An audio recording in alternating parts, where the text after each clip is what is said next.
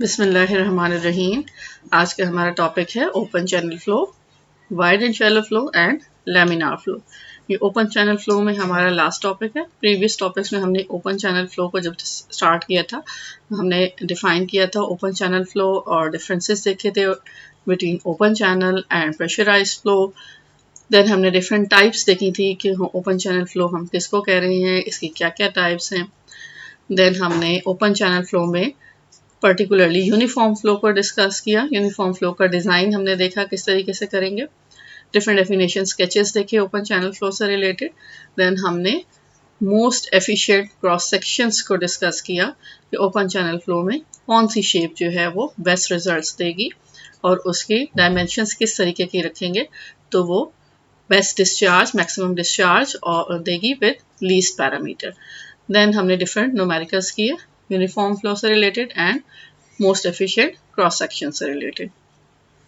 आज का जो हमारा टॉपिक है इसमें हमने वाइड एंड शैलो फ्लो को डिस्कस करना है and laminar flow in open channels को डिस्कस करना है। सो फर्स्ट हम स्टार्ट करेंगे वाइड एंड शैलो फ्लो।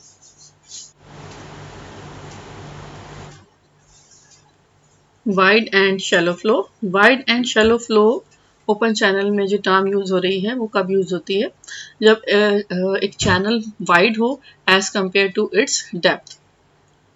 कितना वाइड हो, इतना हो कि उसकी जो साइड्स हैं उसका फ्लो के ऊपर इफेक्ट जो है वो नेग्लिजिबल हो। जो सेंट्रल पोर्शन होगा, आपके पास एक चैनल है बहुत ज़्यादा वाइड हो और उसकी साइड्स से जो फ्रिक्शनल इफेक्ट्स हों वो सेंटर में बहुत कम आ रहे हों, तो ऐसे चैनल को हम वाइड एंड शैलो फ्लो कहते हैं। इसके लिए न्यूमेरिकली कौन सी वैल्यू है, experiments have confirm this to be the case provided the width to depth ratio is more than 10। अगर विड्थ डेप्थ के 10 टाइम्स हो एटलीस्ट, तो ऐसे चैनल को हम वाइड एंड शैलो फ्लो कहते हैं। इसको फर्दर एक्सप्लेन हम करेंगे। इसका फ़ायदा क्या है वाइड एंड शैलो फ्लो, अगर हम आइडेंटिफाई कर लेते हैं कि एक चैनल जो है वो वाइड एंड शैलो है तो उसमें ईजी होती है हमारे लिए कि जो हाइड्रोलिक रेडियस है वो हमें कैलकुलेट नहीं करना पड़ता, बल्कि हम हाइड्रोलिक रेडियस को उसकी डेप्थ वाई से रिप्लेस कर देते हैं। For a small portion of such a two-dimensional flow with width delta b, flow cross-sectional area is y into delta b and wetted perimeter is delta b. So hydraulic radius is by definition equal to y. This output simplifies our calculations.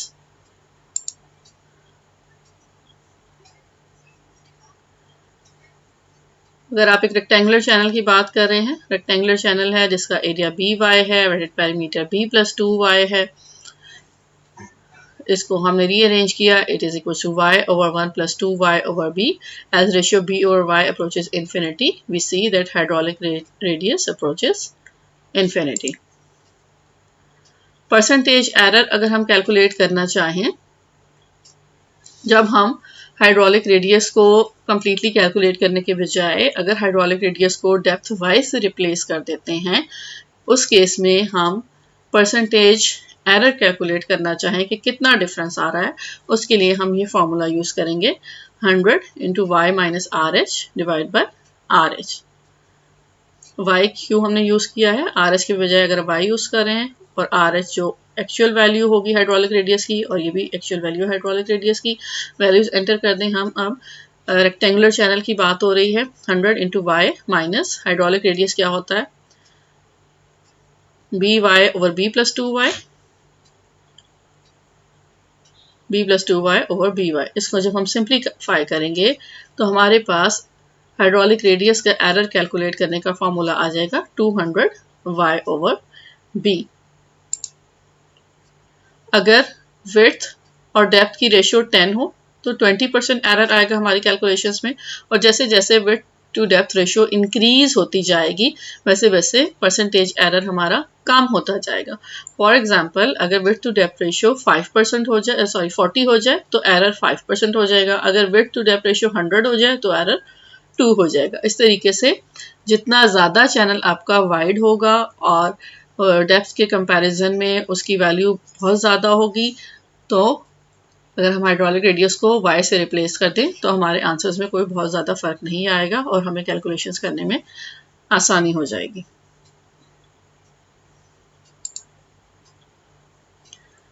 Importance इसकी, जैसे भी मैंने discuss की, calculations easy हो रही हैं। Uniform flow के case में कैलकुलेशन सिंप्लीफाई हो जाएंगी क्योंकि ट्रायल एंड एरर की ज़रूरत नहीं रहेगी। जैसे कि हमने फर्स्ट, अगर आपको याद हो, न्यूमेरिकल किया था तो हमें इसमें ट्रायल एंड एरर का प्रोसीजर अडॉप्ट करना पड़ा था। तो अगर हम हाइड्रोलिक रेडियस को डेप्थ से रिप्लेस कर रहे हैं तो आपकी हमारी जो मैनिंग इक्वेशन है वो मॉडिफाई हो जाएगी। It will becomes q equals 1.486 over n by not into y not power 2/3 into s not power 1/2। यहाँ हाइड्रोलिक रेडियस को हमने डेप्थ से रिप्लेस कर दिया। एंड फ्रॉम विच यहाँ से हम डायरेक्टली, जब हमारे पास अगर कोई क्वेश्चन आता है जिसमें हमने डेप्थ फाइंड करनी हो तो फिर हम इजीली यहाँ से इसको डेप्थ जो है वो कैलकुलेट कर सकते हैं सिंपल कैलकुलेशंस के जरिए। N Q over 1.486 B S nought power 1/2 whole power 0.6. So this is the whole concept of wide and shallow flow and its advantage. Our next topic related to open channel flow is laminar flow in open channels. Mostly open channels जो हैं वो हम देख रहे होते हैं कि वो उसमें टर्बुलेंट फ्लो हो रहा होता है, लेकिन लैमिनार फ्लो भी इनकाउंटर्ड होता है। कहाँ पे? जहाँ पे जो हमारे पास फ्लोइंग लिक्विड है वो बहुत ज़्यादा विस्कस हो, तो वहाँ पे स्पीड, जो वेलोसिटी जो है वो फ्लो की, वो स्लो हो जाती है और इसकी वजह से हमारा रेनॉल्ड नंबर भी लो हो जाता है। तो ऐसे केसेस में फ्लो जो है वो लैमिनार होता है। जैसे हम प्रीवियसली डिस्कस कर चुके हैं कि Reynold, critical Reynold number open channel के केस में उसकी वैल्यू 500 है as compare to 2000 for pipe flow. तो लैमिनार फ्लो एग्जिस्ट करेगा जब तक रेनॉल्ड नंबर की वैल्यू 500 से लेस हो। मजीद एग्जांपल्स क्या हैं लैमिनार फ्लो की? ये हमारे पास हैं, जैसे drainage from sidewalk, street and airport runways. These are other examples of laminar flow in open channel.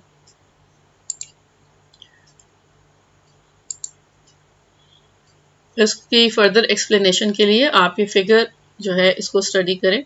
इसकी हेल्प से हम देख सकेंगे कि वेलोसिटी प्रोफाइल किस तरीके की बन रही है, शेयर स्ट्रेस डायग्राम्स कैसी हैं, ये सारी चीज़ें हम इस टॉपिक में कवर करेंगे। ये आपके पास लैमिनार फ्लो की फिगर है, ये आप देख रहे हैं। ये इस पोर्शन को हम स्टडी करेंगे, इसमें शेडेड एरिया है। इसको भी हम डिटेल में स्टेप बाय स्टेप देखेंगे, अभी आप सिर्फ फिगर को समझने की कोशिश करें। ये हाइड्रोस्टैटिक फोर्सेस हैं, ये दो ट्राइंगल्स जो हैं अपोजिट डायरेक्शन में हाइड्रोस्टैटिक फोर्सेस हैं। ये वेट कंपोनेंट है जो डाउनवर्ड एक्ट करेगा और ये शेयर स्ट्रेस है टॉप। डिस्टेंस दो सेक्शंस के दरमियान L है। This is total depth y not, uniform depth यानी कि नॉर्मल डेप्थ जिसको हम बोलते हैं y नॉट। और ये शेडेड पोर्शन हमने किस डिस्टेंस पे लिया है? बॉटम से y डिस्टेंस पे ये हमारा शेडेड पोर्शन है। देन ये आपके सामने वेलोसिटी प्रोफाइल बनी हुई है। वेलोसिटी प्रीवियस लेक्चर्स में भी हमने डिस्कस किया था, टॉप पे मैक्सिमम होगी और बॉटम पे मिनिमम होगी, क्योंकि यहाँ पे फ्रिक्शन रेजिस्टेंस ज़्यादा है इसलिए यहाँ वेलोसिटी कम है और यहाँ पे वेलोसिटी ज़्यादा है। और ये एक हाफ पैराबोलिक शेप बन रही है, almost similar to pipe flow जहाँ पे ये कंप्लीट पैराबोला होता है। ओपन चैनल में this is half parabola. Channel bed की स्लोप S नॉट है, उसके लिए आपको थीटा शो किया गया है, हॉरिजॉन्टल डेटम के साथ थीटा एंगल बन रहा है। Then this is shear stress diagram. Shear stress boundary के साथ यानी चैनल बेड के साथ मैक्सिमम है और टॉप पे शेयर स्ट्रेस 0 है। ये भी ऑलमोस्ट सिमिलर है टू पाइप फ्लो, जहाँ पे सेंटर में शेयर स्ट्रेस 0 होता है और वॉल्स के ऊपर शेयर स्ट्रेस मैक्सिमम होता है। इसी तरीके से ओपन चैनल में बाउंड्री जो है, वहाँ पे बाउंड्री इसमें क्या चीज़ है? जो चैनल का बेड है वहाँ पे शेयर स्ट्रेस मैक्सिमम है और टॉप पे जो ओपन है टू एटमॉस्फेयर, जहाँ पे कोई कांटेक्ट नहीं है किसी किस्म की बाउंड्री के साथ, वहाँ पे शेयर स्ट्रेस 0 है। तो ये भी लीनियरली वेरी कर रहा है shear stress.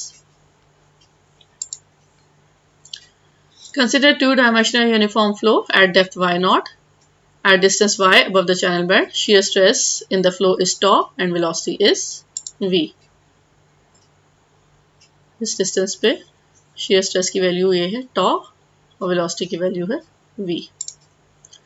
फोर्सेस इसमें कौन कौन सी एक्ट कर रही हैं, जो मैंने अभी आपको बताया था, जो शेडेड एरिया जो हमने डिस्कस किया है उसमें फोर्सेस 4 तरह की फोर्सेस एक्ट कर रही हैं. हाइड्रोस्टैटिक फोर्सेस हैं, ऑपोजिट डायरेक्शन में है, सेम मैग्नीट्यूड है, कैंसिल आउट हो जाएंगी. एक ग्रेविटी फोर्स कंपोनेंट है पैरेलल टू द स्लोप, इसकी वैल्यू है gamma into y naught minus y into L S naught. And last is shear force which is tau L exerted along the lower boundary of shaded liquid by the liquid below it.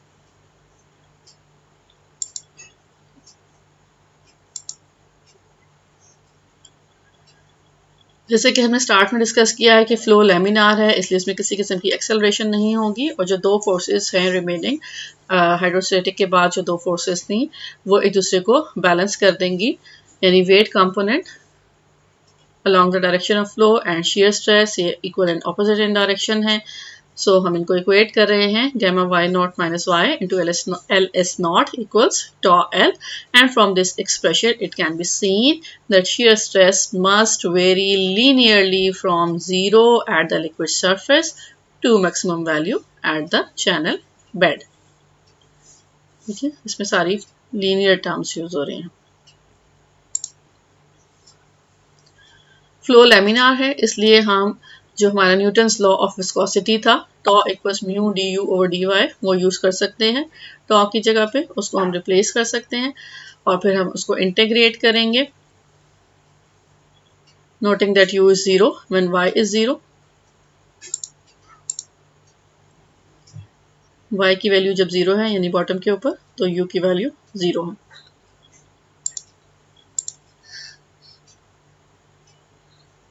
और इस equation को में हमने Newton's law of viscosity यानी ये वाली formula replace किया और इसको हमने रीअरेंज किया. D u equals gamma over mu y naught minus y s naught into d y, and हमने इसको इंटीग्रेट किया तो इक्वेशन हमारे पास आ रही है nu equals gamma over mu y not into Y minus y square by 2 into s not, और gamma equals to rho g, familiar हैं हम इस रिलेशन से, और nu equals mu over rho इस रिलेशन से भी फेमिलियर हैं. इन दो कॉन्सेप्ट्स को यूज़ करेंगे और गैमा और म्यू को रिप्लेस कर देंगे रिस्पेक्टिव वैल्यूज से, तो हमारी इक्वेशन मॉडिफाई हो जाएगी. Nu equals g over mu y not y minus y square by 2 into s not.